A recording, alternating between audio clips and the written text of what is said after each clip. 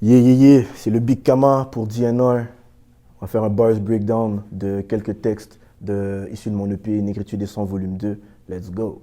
Loss vous l'a dit, on n'arrête pas les balles avec les protéines et moi, j'ai Vlad Flow dans mon armurerie.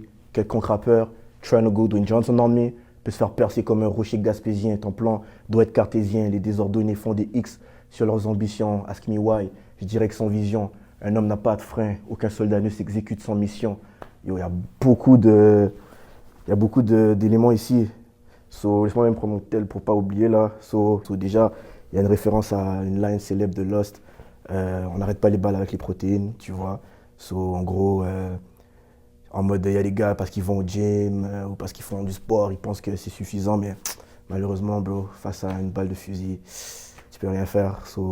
Puis je reprends ça pour dire après, quelconque rappeur trying to go Dwayne Johnson on me, Dwayne Johnson, The Rock, le célèbre lutteur, connu justement aussi pour être très costaud.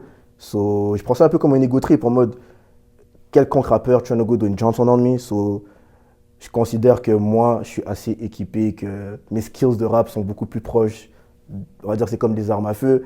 Et si toi, tu es juste un rappeur qui n'est pas assez skilled et que ton niveau, selon moi, c'est de juste pouvoir être costaud, bah, tu peux te faire percer comme un rocher gaspésien. The Rock, Dwayne Johnson, The Rock, rocher gaspésien. Voilà. Après ça, je dis, ton plan doit être cartésien. Les désordonnés font des X sur leurs ambitions, ask me why. Plan cartésien, désordonné, X, ask me why. Voilà, le champ lexical du plan cartésien. Je dirais que sans vision, un homme n'a pas de frein, aucun soldat ne s'exécute sans mission. Ouais, ben, il y a un scheme avec ambition, ambition. Et puis, un homme sans vision n'a pas de frein, c'est actuellement un verset biblique. Je pense que c'est dans les psaumes, on dit ça, un peuple sans vision est comme un peuple sans frein. L'importance de savoir ce que tu veux, savoir où tu t'en vas, tu vois. Ça t'évite de prendre des mauvaises décisions, ça t'apprend à dire non à des choses qui ne vont pas dans le sens dans lequel tu t'en vas, tu vois. Puis je reviens à ça avec les désordonnés font des X sur leurs ambitions, tu vois. Fait que si t'es désordonné, si t'es pas quelqu'un de carré, ou du moins si tu travailles pas pour avoir un peu de discipline, man, ça peut venir fuck up un peu tes plans. Tu peux être très talentueux, mais si tu planifies pas tes affaires, si t'es pas tight, si t'es pas discipliné, malheureusement, tu peux faire un X sur tes ambitions. Je cours après le temps, comme Bartholomew Henry Allen, je suis venu au monde à Kin.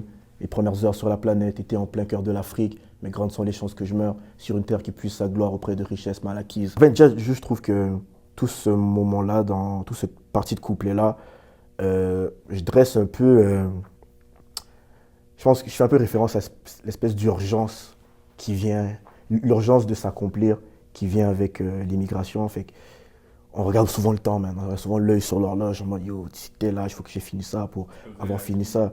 Tu peux dire aux téléspectateurs, c'est qui Ouais, mais j'y arrivais, j'y arrivais, tu vois.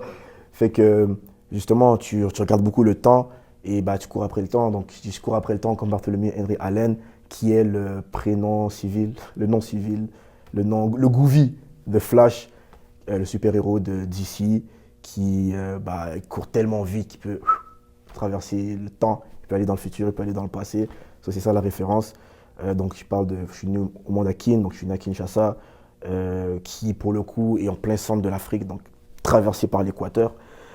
Mais grandes sont les chances que je meure sur une terre qui puise sa gloire auprès de richesses mal acquises. Et je pense que pour beaucoup de gens issus de l'immigration, il y a cette urgence de s'accomplir en Occident, mais t'espères ne pas mourir là. Il y a beaucoup de gens qui ne veulent pas mourir en Occident, donc tu viens de ton pays d'origine, tu veux t'accomplir, faire de l'argent, pouvoir aussi rentrer dans ton pays, investir, tu vois. Cette urgence-là de faire les choses, de faire beaucoup de choses avec aussi peu de temps sur Terre, ça fait que t'as l'œil sur l'horloge, man. Elles ne savent pas dire je t'aime, écrit sur nous depuis qu'on est petit. Si t'as des problèmes, on va prier pour toi. Tu iras pas chez le psy, des enfants troublés qui un jour deviendront adultes. La conseillère d'orientation dans mon quartier s'appelle la juge. Qu'est-ce qu'on a ici? Elle, ça fait référence à la... Bon, avant, je parle... Elle, c'est qui? C'est nos mamans, tu vois. Parce que juste avant, je dis... est-ce que nos parents s'aiment encore? Le temps ne guérit pas les blessures. Même mes opposés, nos mamans saignent encore. Elles ne savent pas dire je t'aime. Je fais référence à des fois, le cadre familial très strict, tu vois, et froid, des fois, dans certaines familles africaines, où est-ce qu'il n'y a pas de démonstration genre d'amour. Tu sais, nos parents nous aiment, ils nous le montrent par les sacrifices qu'ils font pour nous, Mais c'est pas tous les parents africains qui ont des mots d'amour à dire je t'aime à ton enfant. Il y a beaucoup de pudeur face à ça. L'amour que nos parents nous vouent est démontré beaucoup plus par les sacrifices, man. Sacrifices, des make sure que yo, t'as un toit au-dessus de la tête, tu vas jamais manquer de nourriture, tu auras toujours des vêtements à mettre sur ton dos. C'est une manière de nous montrer qu'ils nous aiment. Je dis pas que tous les parents africains sont comme ça, mais beaucoup ont grandi avec ça, tu vois. Écrit sur nous depuis qu'on est petit, si tu as des problèmes, on va prier pour toi, tu n'iras pas chez le psy. En effet, la santé mentale, c'est très tabou dans les communautés noires. On est des communautés qui sont très religieuses et qui, face à des problèmes de santé mentale, donc on va pas se dire que telle condition de l'enfant, c'est la santé mentale, on va peut-être prier pour lui, on va dire non, c'est peut-être mieux que... On va plus penser que la cause, elle est spirituelle, tu vois, donc on va plus t'encourager. Ils disent que c'est des maladies de riches, là, tu vois. Ouais, Des conditions tu vois un de peu, riches. exactement. Donc, on va plus t'encourager à résoudre ce problème-là par la spiritualité que par peut-être voilà, juste un vrai service médical, parce que la santé mentale is a real thing. Et des enfants troublés qui un jour deviendront adultes, ma conseillère d'orientation dans mon quartier s'appelle la juge. Donc, tout ce cadre-là d'un foyer où il y a peut-être moins de... Tu sais, tu vas pas forcément sentir directement de l'affection de la part de tes parents, peut-être, ou si tu grandis dans un environnement où faut être un peu emotionless pour montrer que tu es solide sur tes pattes. Euh, si tu grandis dans ça, puis qu'en plus tu as des problèmes de santé mentale, man, ça crée du trouble. Ça crée du trouble et tout, tu vois. Et ça amène souvent des gens à prendre des mauvaises décisions dans leur quête identitaire ou dans leur quête d'affirmation. Et bah, ça peut amener vers la criminalité. Donc, quand je dis la conseillère d'orientation, chez nous, ça s'appelle la juge, ben, tu cherches une voie à suivre dans la vie. Et malheureusement, tu as pris des mauvaises décisions pour y arriver. Peut-être tu es tombé dans le crime, mais que celle qui va décider de où tu t'en vas après, c'est malheureusement la juge. Tu vas prendre une peine qui va te voler des années de ta vie, man. Bench mes boys, tu peux perdre du poids. Princesse Diana, quand la concurrente dans la whip, j'appelle ça un deadlift. Ton vieux flow vaut 5 gouttes sur Craigslist. So, qu'est-ce qu'on a ici? Bench mes boys, tu peux perdre. En fait, il y a déjà le champ lexical du gym. So, bench, bars, perdre du poids, deadlift. So, bench mes bars, tu peux perdre du poids dans le sens où j'ai des bars qui sont solides, qui sont heavy. So, figurativement, si tu devais les bencher, tu pourrais actually devenir slim tellement qu'elles sont dures à soulever. Princesse Diana, quand la concu monte dans la whip, j'appelle ça un deadlift. So, bench, deadlift, l'exercice. Mais Princesse Diana qui est morte dans un accident de voiture. Donc, si la concurrence monte dans la whip, deadlift, ça veut dire que c'est un lift qui t'amène vers la mort. Double entendre avec deadlift, tu vois. Et ton vieux flow vaut 5 gouttes sur Craigslist. Craigslist, c'est comme Kijiji. Tu peux aller acheter des choses seconde main, whatsoever. C'est comme un market. Most likely, si t'es pas un bon rappeur, je pense que ton flow vaut peut-être 5 dollars sur Kijiji et sur Craigslist. Vos flex ne sont plus impressionnants depuis la PCU, les 12 versements. Prends ça, relax, ton clip contient le logo du gouvernement. So, ça c'est une buzz de Norfal sur 45 scientifiques. Beaucoup de gens pensaient que 45 scientifiques c'était comme yo, fuck les subventions, fuck les subventions. La bar, actually, c'est pas tant ça le meaning que Norfal avait. C'est plus en mode, il y en a qui, il me disait en mode, il y en a qui flex, genre, qui sont riches et tout. En fait, ils ont des clips qui peuvent te donner l'impression que they make a lot of money in the streets, alors qu'un clip peut être financé avec beaucoup d'argent, des subventions. Donc, depuis qu'on sait que voilà, tu peux être subventionné, un gars qui flex dans ses clips, est-ce que c'est vraiment sa richesse à lui? Est-ce que c'est l'argent de la production? C'est un peu ça le meaning de la bar. Prends ça, relax, ton clip contient le logo du gouvernement, donc évidemment, pour ceux qui ont compris le stratagème, ok, c'est pas tant son art. Du moins, pour le public rap qui est omnibulé par la richesse des rappeurs, des fois, c'est pas toujours leur argent. Et son enfant. Il y a des lieux dans ce monde où sans backup spirituel, tu peux pas régner. Des forêts en Afrique où tu peux pas daigner entrer, des cours d'eau où tu peux pas te baigner.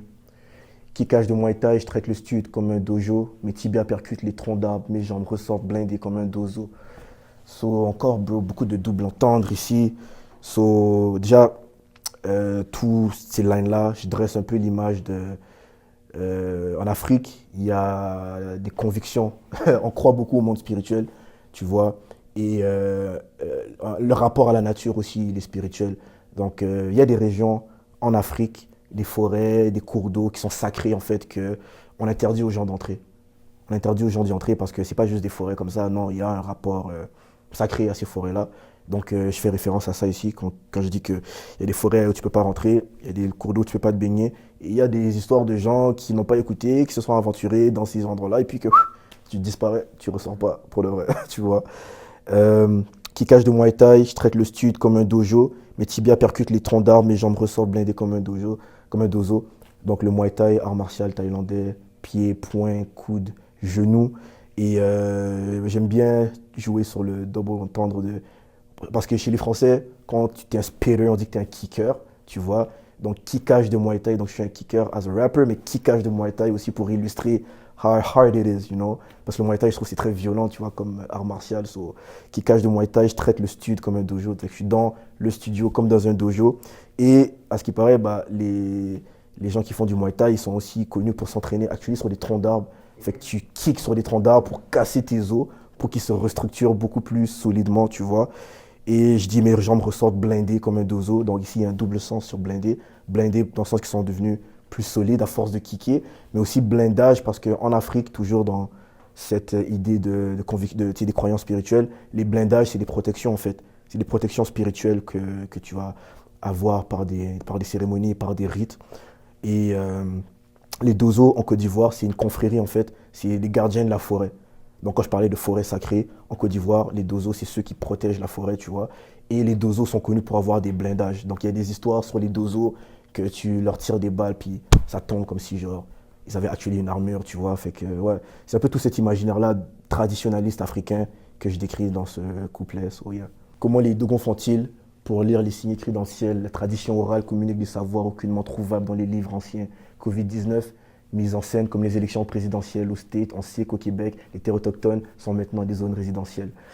So, je continue toujours avec l'imaginaire africain traditionnaliste. Donc, les Dogons, c'est un peuple au Mali qui sont connus pour avoir un haut savoir en astronomie sans aucune technologie. Fait que le jour où des astronomes occidentaux sont arrivés dans leur village, ils étaient tellement choqués que les Dogons pouvaient leur parler de tellement de phénomènes astronomiques avec aucun télescope, rien, tu vois, qui ramène au fait que, après je dis justement, la tradition orale communique des savoirs aucunement trouvables dans les livres anciens. Fait que comment est-ce que ce peuple-là est capable d'avoir ce knowledge aussi deep en astronomie sans aucune technologie? Ben, c'est parce que sur des siècles et des siècles, il y a une transmission de la connaissance qui se fait à travers l'oral.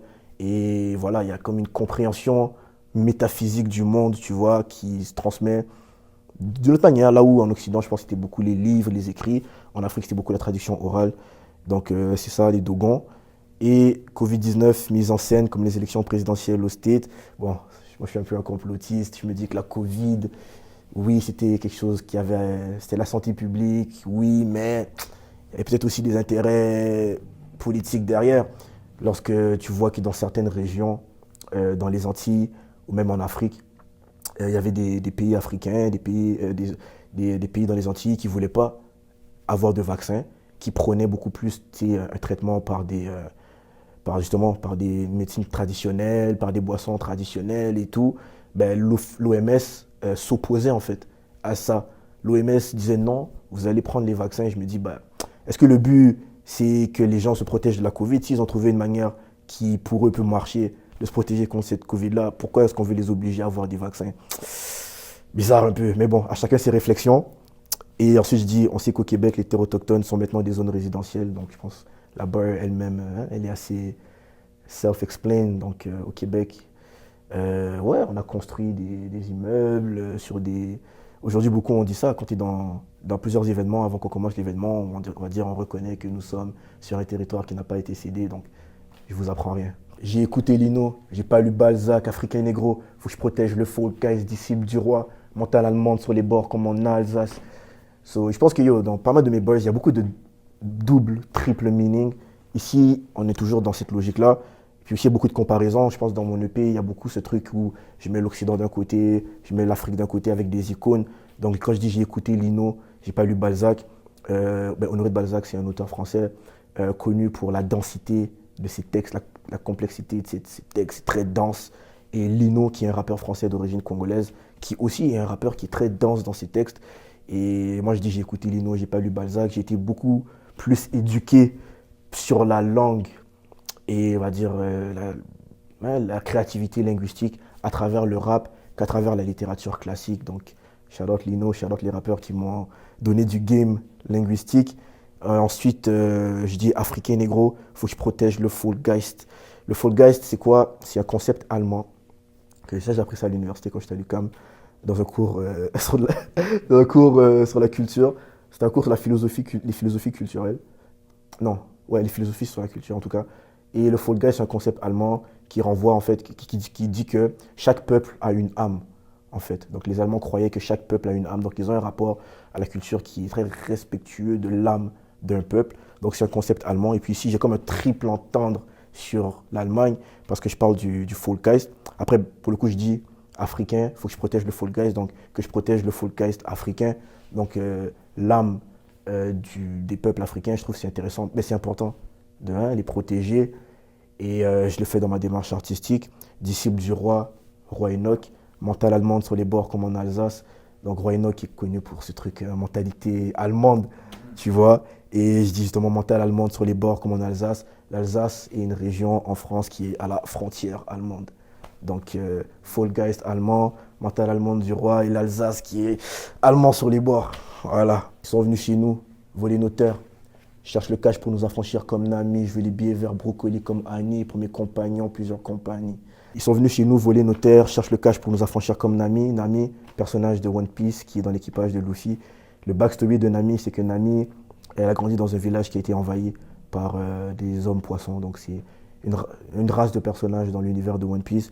Ils sont venus, ils ont envahi son village et ils ont utilisé Nami. Comme Nami, elle avait un talent en cartographie, ils l'ont utilisé et ils lui ont dit que tu seras seulement libre si tu nous dessines X nombre de cartes.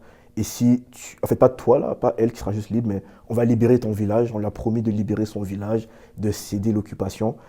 Une fois qu'elle aura dessiné un certain nombre de cartes et qu'elle aura collecté 100 millions de berries.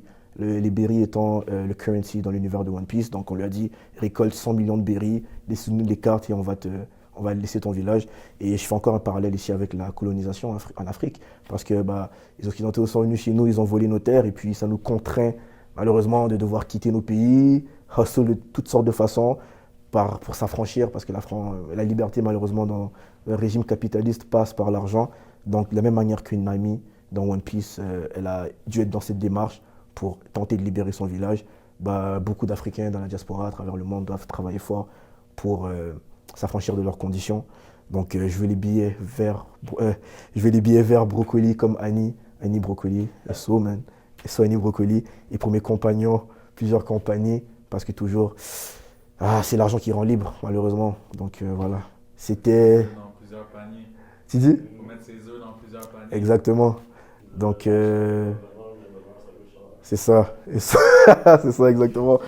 Donc c'était le Big Kama pour DNR, Bars Breakdown, Négritude des sangs, disponible depuis le 17 janvier 2024. Allez écouter ça, il y a toutes sortes de bars comme ça dans mon EP. Let's go.